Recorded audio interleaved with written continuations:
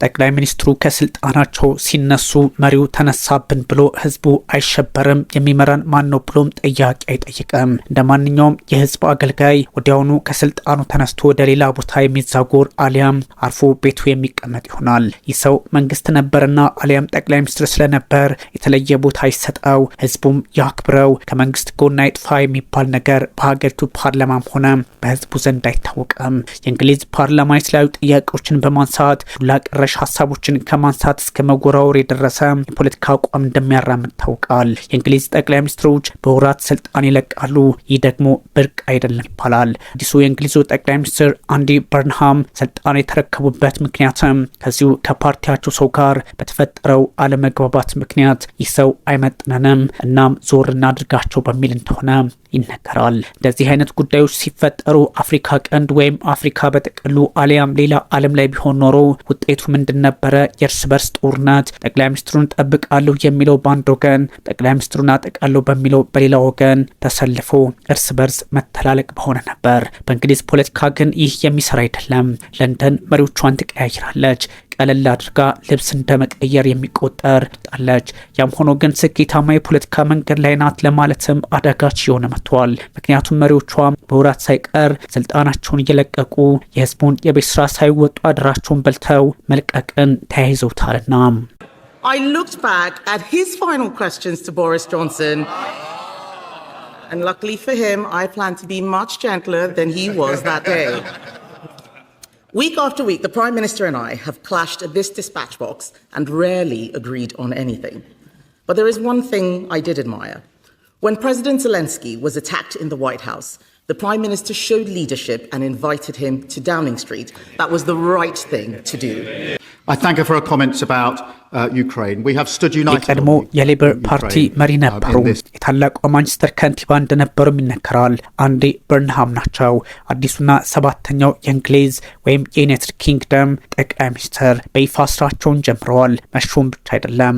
ቀድሞ የነበሩት ጠቅላይ ሚኒስትር ኬር ስታርመር ከኃላፊነታቸው ለመልቀቅ የወሰኑት ደግሞ በውሳኔያቸው መሰረትን በርንሃም የሌበር ፓርቲ መሪ ሆነው ከተመረጡ በኋላ ዛሬ ሐምሌ 13 ቀን 2018 ጁላይ 2026 የጠቅላይ ሚኒስትርነትን ቦታ በይፋ አስረክበው ኬር እሳቸው ባሉበት ስታርመር ቆመው መርቀዋቸው ይሄኛው አዲሱ አንዲ በርንሃም ስልጣኑን ይዘው በህዝብ ፊት ተጨብጭቦላቸዋል። ነገ ምን አይነት ውጤት ይዘው ይመጣሉ የሚለው ደግሞ የሚጠበቅ ቢሆንም ጊዜው ግን ሰላም የወረደ ይመስላል። ዝርዝር ነጥቦችን አሁን ማንሳት እጅግ አስቸጋሪ ቢሆንም በበርካቶች ዘንድ የተለያዩ ሀሳቦች መነሳታቸው አይቀሬ ነውና የመንግስት የስራ ነጥቦችን ማንሳት ደግሞ አስገዳጅ ሆንባቸዋል። የስልጣን ሽግግሩ እጅጉን በተለያዩ ጭቅጭቆች የተሞላ እንደሆነ የሚታወስ ነው። አንዲ በርንሃም ሌበር ፓርቲ አባላት ባደረጉት ምርጫ ከፍተኛ ድጋፍ አግኝተው አዲሱ የፓርቲው መሪ መሆናቸው ከተረጋገጠ በኋላ በ10 ቁጥሩ ማለት ነው ዳውኒንግ ስትሪት በመገኘት ስራቸውን ዛሬ በይፋ ጀምረዋል። ይህ ደግሞ በርካቶች የእንግሊዝ ፖለቲካ ተናወጠ ለሚሉት በቀላሉ ጠቅላይ ሚኒስትር መሾም እንደሚችሉ ወይም ደግሞ እንደ ልብስ መቀየር እንደሚችሉ ያሳዩበትም ተደርጎ በበጎ ሊወስዱላቸው ሞክረዋል። በዋናነት ግን የፖለቲካው አለመረጋጋት የፈጠረው ጣጣ መሆኑን ደግሞ ሳይታለም የተፈታ ያደርገዋል። አዲሱ ጠቅላይ ሚኒስትር ባደረጉት የመጀመሪያው ንግግር መንግስታቸው ለሀገሪቱ ህዝብ ወይም ለብሪታንያ አዲስ ተስፋ እንደሚያመጣ ገልጸውላቸዋል። የኑሮ ውድነትን እቀንሳለሁ፣ የግዛት ልማትን ማፋጠን ግዴታ ይሆናል፣ ቤት አልባዎችን አስወግጄ ወይም ደግሞ ከዛ አንጻር በተለያዩ ስራዎች ውስጥ ትኩረት አድርጌ ቀጥላለሁ፣ ድሃ እንዳይኖር አድርጋለሁ በሚል ቃል ገብቶላቸዋል። በእርግጥ አንድ መንግስት ወደ ስልጣን ሲመጣ እንዲህ አይነት ቃል መግባት ከቱጃሮች እስከ ታዳጊ ሀገራት የተለመደ ነው። ላይሳካላቸው ይችላል። በዛ ላይ በሳቱ የእንግሊዝ ፓርላማ ውስጥ ቀርበው የሚያቀርቧቸው ሀሳቦች ዝግጅት ያስፈልጋቸዋልና በርንሃም ከዚህ ቀደም በጤናና በባህል ሚኒስትርነት እንዳገለገሉ ይታወቃል። ለማንቸስተር ከተማ ባከናወኗቸው የህዝብ ትራንስፖርትና የልማት ስራዎችም ደግሞ ከፍተኛ ተቀባይነትና ተወዳጅነት ያተረፉ የፖለቲካ ቁልፍ ሰው ናቸው ይባላል። መንግስታችን ለሀገራችን አዲስ ተስፋን ይዞ ይመጣል፣ ትኩረታችንም የህዝባችንን የኑሮ ጫና መቀነስና ህዝቡን ማጠናከርና ማጎልበት ነው በሚልም አንዲ በርንሃም ሀሳብ ሰጥተዋል። ለዚህም ነው በርካቶች በተለያየ ጊዜ ለሚለዋወጠው የብሪታንያ ፖለቲካ ሊያረጋጋ የሚችል ሀሳብ እየሰጡ ነው እየተባለ የሚገኘው። የእንግሊዝ ወቅታዊ የፖለቲካ ሁኔታና የአዲሱ ጠቅላይ ሚኒስትር የስልጣን ጉዞ በተለያየ አቅጣጫ የሚታይ ነው። የዩናይትድ ኪንግደም የፖለቲካ ምህዳር በቅርብ ዓመታት ውስጥ ከፍተኛ ውጣ ውረዶችንና የስልጣን ሽግግሮችን ሲያስተናግድ የቆየ እንደሆነ ሳይታለም የተፈታ ነው። በሀገሪቱ የረዥም ጊዜ የፖለቲካ ታሪክ ውስጥ የጠቅላይ ሚኒስትሮች መሟገትና መቀያየር የህዝቡን ዕለታዊ ኑሮና የሀገሪቱን ኢኮኖሚ አቅጣጫ የሚወስን ዋነኛ አጀንዳ ሆኖ ቀጥሏል። ከቅርብ ጊዜ ወዲህ በሌበር ፓርቲ ውስጥ የተካሄዱ የፖለቲካ እንቅስቃሴዎች እንዲሁም የአመራር ለውጦች ሀገሪቱን ወደ አዲስ ምዕራፍ ያሸጋገሩት እንደሆነ ቢነገርም በብሪታንያ ውስጥ ፖለቲካና በውጭ ግንኙነት ላይ ደግሞ ከፍተኛ ትኩረትን እየሳበ መጥተዋል። በተለይም በለንደን ቁጥር 10 ቢሮ ዳውኒንግ ስትሪት የሚከወኑ የስልጣን ርክክቦችና አዲሱ ካቢኔ ምስረታ ሂደቶች በሀገሪቱ የኢኮኖሚ ፖሊሲ ላይ ትልቅ ተጽዕኖ እያሳደሩ እንደሚገኙ ዘገባዎች ይጠቁማሉ። አዲሱ የሀገሪቱ መሪ ወደ ስልጣን ከመጡበት ጊዜ ጀምሮ በዋናነት ትኩረት ያደረጉት በህዝቡ ዘንድ አሳሳቢ ስለሆኑ የኑሮ ውድነት፣ የጤና ጥበቃ አገልግሎት ማሻሻያና እንደዚሁም ደግሞ የክልሎች አሊያም የግዛቶች ልማት እኩልነት እንደሆነ በይፋ ተቀምጧል። ይህ ታዲያ የታዳጊ ሀገር ፖለቲካ ቢመስልም ቁልፏ ለንደንም እንዲህ አይነት ጥያቄ እንዳለባት የሚጠቁም አድርጎታል። የብሪታንያ ህዝብ ወይም መራጩ አዲስ መንግስት ባለፉት ዓመታት የታዩትን የኢኮኖሚ ተደራራቢ ፈተናዎች ይቀርፋል በሚል እምነት ጥለዋል። ተስፋ በመጣላቸው ምክንያትም የመንግስት እያንዳንዱ እርምጃ በጥብቅ ክትትል እየተደረገበት ይገኛል ተብሏል። ህዝብ ድምጽ ሰጥቶ ድምፁ በዋዛ የሚጣል ባለመሆኑ፣ በሌላ አቅጣጫ ደግሞ የሚቃወሙ ኃይሎችና የፓርላማ አባላት በአዲሱ ጠቅላይ ሚኒስትር አቅጣጫና በታቀዱት አዳዲስ የአሰራር ደንቦች ላይ ጠንካራ ፖለቲካ ክርክሮች ያካሄዱ ይቀጥላሉ። አሁንም እያደረጉት ነው። የሀገሪቱ የውጭ ጉዳይ ፖሊሲ ከአውሮፓ ህብረት ጋር ያለው የወደፊት የንግድ ግንኙነትና የዓለም አቀፍ ደህንነት ጉዳዮች በአዲሱ አስተዳደር ጠረጴዛ ላይ ከተቀመጡት አጣዳፊ አጀንዳዎች መካከል ተጠቃሽም ሆነዋል። የብሪታንያ ፖለቲካ አሁን ባለበት ሁኔታ ወይም ደግሞ የለውጥ መስመር ላይ ሆኖ የሀገሪቱን ዘላቂ እድገት እንዴት እንደሚቀርጽና የተደቀኑበትን ሀገራዊ ጥያቄዎች እንዴት እንደሚመልሳቸው ለወራት በሚወስዱ ተግባራዊ እርምጃዎች የሚታይና የሚፈተን ይሆናል። ግን ደግሞ ትንሽ አስቸጋሪ የሚያደርገው የእንግሊዝ ፖለቲካ ብቅ ንቅ በመሆኑ ነው። አሁን ስራቸውን በደንብ መስራት ካልቻሉ ነገ ጠዋት ተደላድለው በዳውኒንግ ስትሪት ቁጥር 10 ቢሮቸው ተቀምጠው መንፈላሰስ ወይም 5 ዓመትን ሊጠብቁ እድል አይሰጣቸውምና ዩናይትድ ኪንግደም ወይም እንግሊዝ ፖለቲካዊ ሁኔታዋ የመንግስት አወቃቀርና ወቅታዊ ሁኔታዎቿ በተለያዩ አጋጣሚዎች ውጣ ውረድ ቢሆንም ጠንካራ ሆና የቀጠለች እንደ ስሟ ታላቅ ሆና ወደፊትም የምትራመድ ናት በሚል ፖለቲከኞቿ ያንቆላጵሷታል። በሌላ በኩል ደግሞ እንደና አሜሪካ በተለይም እንደ ፕሬዚዳንት ዶናልድ ትራምፕ ያሉ ሰዎች የአሜሪካን ፖለቲካ ከእንግሊዝ ጋር ማጣመር ያስፈልግ ነበር፣ ግን የሌበር ፓርቲው ሰው ኬር ስታርመር ይህን ማድረግ አልቻለም በሚል ጫና ፈጥሮባቸዋል። ለዚህም ሳይሆን አይቀርም የነ ፕሬዚዳንት ዶናልድ ትራምፕ ረዥም እጅ እንግሊዝ ፖለቲካ ውስጥ ገብቶ ኬር ስታርመርን አንስቶ ይጣላቸው። የነ ፕሬዚዳንት ቭላድሚር ፑቲን ጉዳይም እዚሁ ላይ የመነሳቱ ነገር ሳይታለም የተፈታ ነው። የመንግስትና የፖለቲካ ስርዓቷ እንዲሁ የሚታወቅ ነው። ህገ መንግስታዊ ዘውዳዊ ስርዓት እንዳላት ግልጽ ነው። ወይንም ደግሞ ኮንስቲቱሽናል ሞናርኪ የሚል ነው። የሀገሪቱ መሪ ንጉስ ቻርልስ ሳልሳዊ ኪንግ ቻርልስ III ሲሆኑ ሚናቸው በዋናነት ስርዓተ ንጉሳዊና ተወካይነት ላይ የተመሰረተ ሆኖ የሚቀጥል ነው። በእርግጥ የመንግስትና የፖለቲካ ስርዓቱ ህገ መንግስታዊ ሆኖ ከዘውዳዊ ስርዓቱ ጋር ያገናኙት የፖለቲካ መርሁ ያን ያህል ከፍ ያለ ሆኖ ሳይሆን ግን ደግሞ ስርዓቱ ንጉሳዊና የሀገሪቱ ተወካይነት በዚህ ልክ የተቃኘ መሆኑን ለማሳያ ብቻ ይጠቀሙበታል። ያም ሆኖ ግን እነዚህ ሰዎች ቀላል ሚና የላቸውም። የፓርላማ ዴሞክራሲ ይከተላሉ። ፓርላሜንታሪ ዴሞክራሲ ማለት ነው እውነተኛው የፖለቲካ ስልጣን ያለው በህዝብ የተመረጠው ፓርላማና በጠቅላይ ሚኒስትሩ የሚመራው ካቢኔ እጅ እንደሆነ በግልጽ ይታወቃል። I know people at home are fed up with politics. I hear you, and I want to be honest with you. We have not been good enough, and we need to be better. We will be. We will make this moment a circuit breaker for Britain, bringing forward the biggest changes in the last 40 years. A new political ለዚህም ነው ህገ መንግስታዊ ዘውዳዊ ስርዓት ኮንስቲቱሽናል ሞናርኪ የሚለው ስርዓተ ንጉሳዊ ለማሳየትና ለምልክትነት እንጂ ፖለቲካው ላይ እምብዛም ተሳትፎ የላቸውም የሚባለው። ግን ጫና አይፈጥሩም ማለት አይደለም። ሁሉም የምክር ቤት ክፍሎች በተለያየ አቅጣጫ ስራቸውን በመስራት የሚታወቁቸው የህዝብ ተወካዮች ምክር ቤት ሃውስ ኦፍ ኮመን የሚባለው 600 አባላት ያሉትና ዋና ዋና ህጎችን የሚያወጣው አካልም በተለያየ አቅጣጫ የሚታይ ነው። በሌላ በኩል ደግሞ ሃውስ ኦፍ ሎርድስ የሚባል አለ። የፊውዳሎቹ ወይም ደግሞ የመኳንንት ምክር ቤት ሊባል ይችላል። ህጎችን የሚመረምርና የሚያሻሽል ሁለተኛው ምክር ቤት ነው። የታችኛውና የላይኛው ምክር ቤት እንደማለት ነው። ሃውስ ኦፍ ሎርድስ ላይኛው፣ ሃውስ ኦፍ ኮመን ታችኛው ምክር ቤት ማለት ነው። እንደዚህ አይነቶቹ አጋጣሚዎች በአሜሪካ ፖለቲካ ላይ ሃውስ ኦፍ ሎርድስ ማለት ልክ እንደ ሴኔቱ ወይም የላይኛው ምክር ቤት ሲሆን ሃውስ ኦፍ ኮመን ማለት ደግሞ የተወካዮች ምክር ቤት ወይም የታችኛው ምክር ቤት ማለት ተደርጎ የሚወሰድ ነው። ዋና ዋና የፖለቲካ ፓርቲዎች እጅጉን ግልጽ ናቸው። ሁለቱ ሌበር ፓርቲና ወግ አጥባቂዎች የሚሟገቱበት የእንግሊዝ ፖለቲካ እንደሆነ ይታወቃል። ፓርቲ አቋምና ዝንባሌያቸው የታወቀ ነው። የሌበር ፓርቲ ወይም ደግሞ የሰራተኞች ማለት ይቻላል ማህበራዊ ዴሞክራሲያዊና የግራ ክንፍ ዝንባሌ ያላቸው፣ በአሁኑ ሰዓት ደግሞ በስልጣን ላይ የሚገኙ ኬር ስታርመር ቢባረሩም አሁን የመጣው ጠቅላይ ሚኒስትር የሚቀጥሉባቸው ናቸው። የኮንሰርቫቲቭ ፓርቲ የሚባሉት ወግ አጥባቂዎች ደግሞ ከዚህ ቀደም የነበሩት እንደነ ቦሪስ ጆንሰን ያሉት ሲሆኑ የቀኝ ክንፍና ወይም ደግሞ የወግ አጥባቂነት አቋም ያላቸው ናቸው። ሁሌም ቢሆን ወደ ንጉሳዊ ያዳላ አካሄዳላቸው። በሶስተኛ ደረጃ ላይ ደግሞ ሊበራል ዴሞክራቶች የሚባሉ ሲኖሩ የመካከለኛ አቋም ያላቸው ማለትም ሴንትሪስት ሲሆኑ ከአውሮፓ ህብረት ጋር የጠበቀ ግንኙነትን የሚደግፉና የሚያጠናክሩ ናቸው። የስኮትላንድ ነጻነትና ራስን ማስተዳደር የሚያስቀድም ኤስኤንፒ የስኮትላንድ ብሔራዊ ፓርቲ የሚባልም እንዳላቸው በግልጽ የሚታወቅ ነው። ለዚህም ነው የእንግሊዝ ፖለቲካ ቀላል አይደለም፣ በርካቶችን ዋጋ የሚያስከፍል እንደዚሁም ለመረዳት አዳጋች ነው እየተባለ የሚገኘው። ወቅታዊ የፖለቲካ ሁኔታው እጅግ ከፍና ዝቅ የሚል ነው። የአመራር ለውጥ በሀገሪቱ የተለመደ ሆኗል። የቀድሞው ጠቅላይ ሚኒስትር ኬር ስታርመር ከኃላፊነታቸው መውረዳቸውን ተከትሎ አንዲ በርንሃም ወደ ስልጣን ከዛው ከሌበር ፓርቲ መምጣታቸው፣ አዲሱ የዩናይትድ ኪንግደም ጠቅላይ ሚኒስትር ሆነው መመረጣቸውም በተለያየ አጋጣሚ ከባድ የጂኦፖለቲካ ጉዳዮችን የሚያነሳሉ ተብሎ ይታሰባል።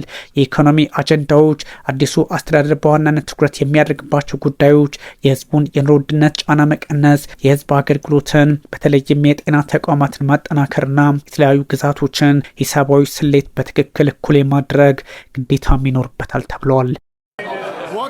What advice, Mr. Speaker, does this Prime Minister have for the Right Honourable Member for Makerfield to ensure that he, unlike himself, doesn't end up with an early bath?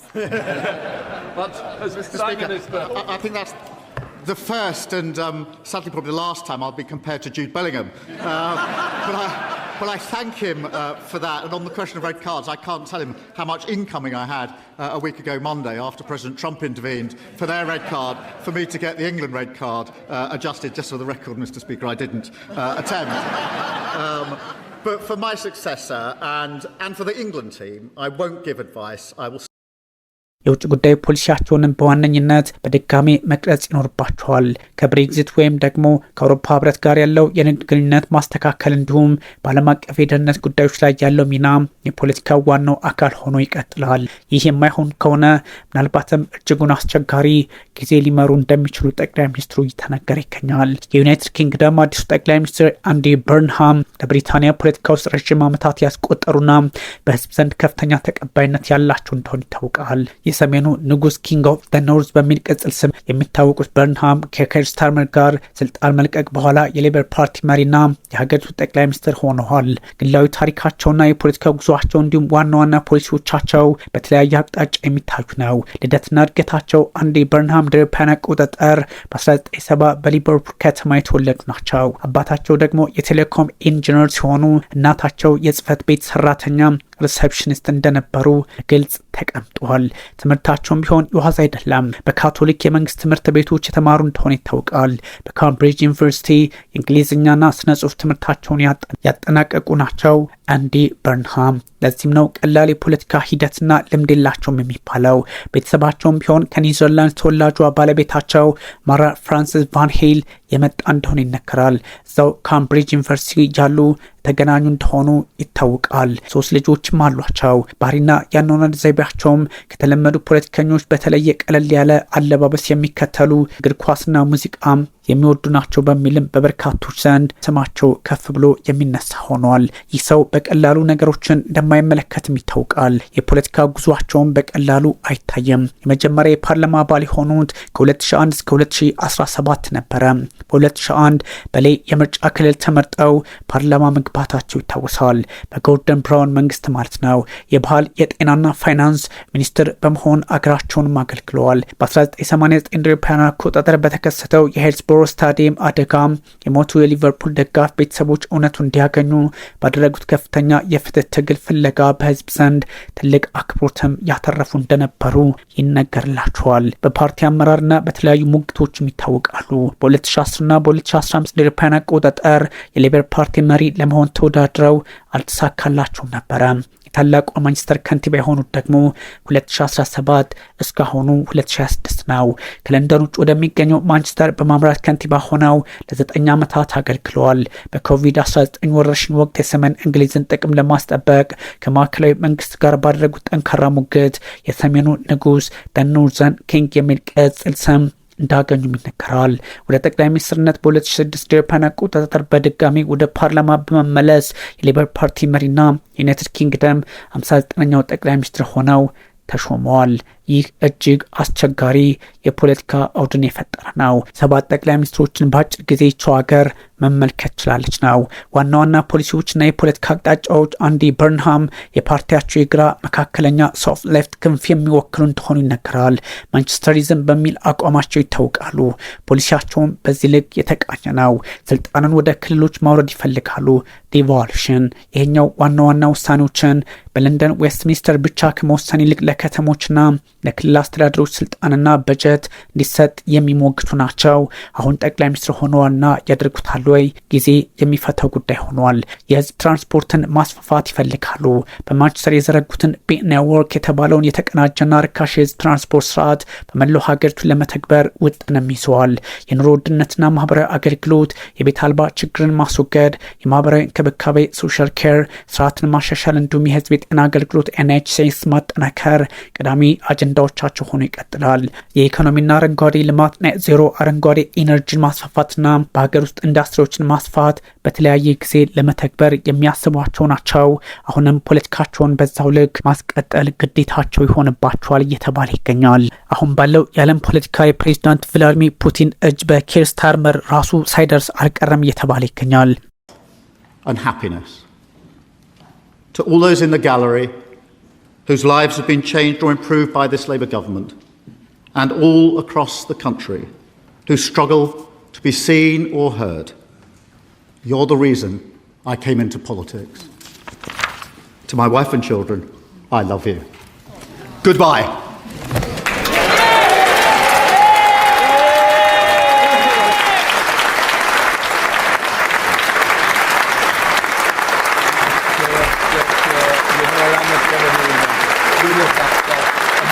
ምክንያቱም ፕሬዚዳንት ቭላዲሚር ፑቲን እጃቸው ረዥም ሳይሆን አይቀርም። በእንግሊዝ ፖለቲካ ላይም በተደጋጋሚ ከኬጂቢ ኦፊሰርነታቸው ጀምሮ ሲሰሩ ነበረ። አሁንም በዛው ልክ አንዳንድ ጉዳዮች ላይ እጃቸው ሳይኖርበት አይቀርም የሚል ሀሳብም እየተጋራ ይገኛል። ግን ደግሞ ፕሬዚዳንት ቭላዲሚር ፑቲን ያኔ ማድረግ አጋጣሚውን ፈጥረዋል የሚለውም በጥያቄ መልክ ይነሳል። ፕሬዚዳንት ቭላዲሚር ፑቲን በሀገሪቱ ፖለቲካ ላይ ጣልቃ የመግባት አጋጣሚ ቢኖራቸው እንኳን ይህን የማድረግ እድሉ ላይኖራቸው ይችላል በሚልም ከግራም ከቀኝም የተለያዩ ጥያቄዎች መነሳታቸውን ቀጥለዋል። ለዚህም ነው ሁኔታዎች መልካቸውን ቀይረዋል። ፑቲን በእንግሊዝ ፖለቲካ ላይ ጫና መፍጠር ጀምረዋል። ያም ሆኖ ግን የሀገሪቱን ፖለቲካ መቆጣጠር የሚችል አንዳች ሁኔታን መፍጠርም አልቻሉም በሚል ሀሳብም እየተጋራ ይገኛል። በተለያዩ የፖለቲካ አካሄዶች ደግሞ አውሮፓ ህብረት ላይ ያለውን ጫና ለመመከት እንደነ ብሪታንያ፣ ፈረንሳይና ጀርመን ያሉ ሀገራት አብሮ መስራት ይጠበቅባቸው ነበር፣ ግን ያን አላደረጉም በሚልም ሀሳቦች ይነሳሉ።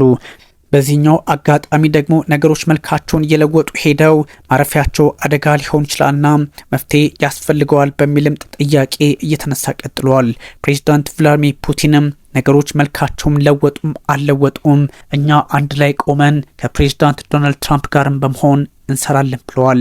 በእርግጥ እንዲህ አይነቶቹ ነገሮች ዛሬም መልካቸውን ለውጠዋል።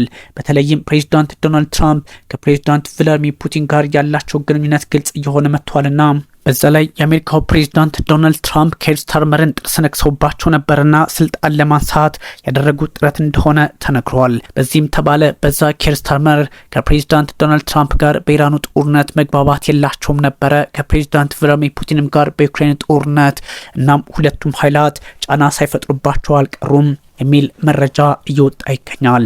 ፕሬዚዳንት ዶናልድ ትራምፕ ኬር ስታርመር የእንግሊዝ ጠቅላይ ሚኒስትር አይመስሉኝም፣ ዊንስተን ቸርችል ያሉ አይምሰላችሁ፣ ያሉት ኬር ስታርመር ናቸው። እናም ፖለቲካውን ከእንግሊዝ አንጻር እንዳትመለከቱት ከኬር ስታርመር ነው፣ ወዳጃችን እንግሊዝ እንጂ ኬር ስታርመር የአሜሪካ ጠላት አይነት ፍረጃ መስታቸውም የሚዘነጋ አይደለም።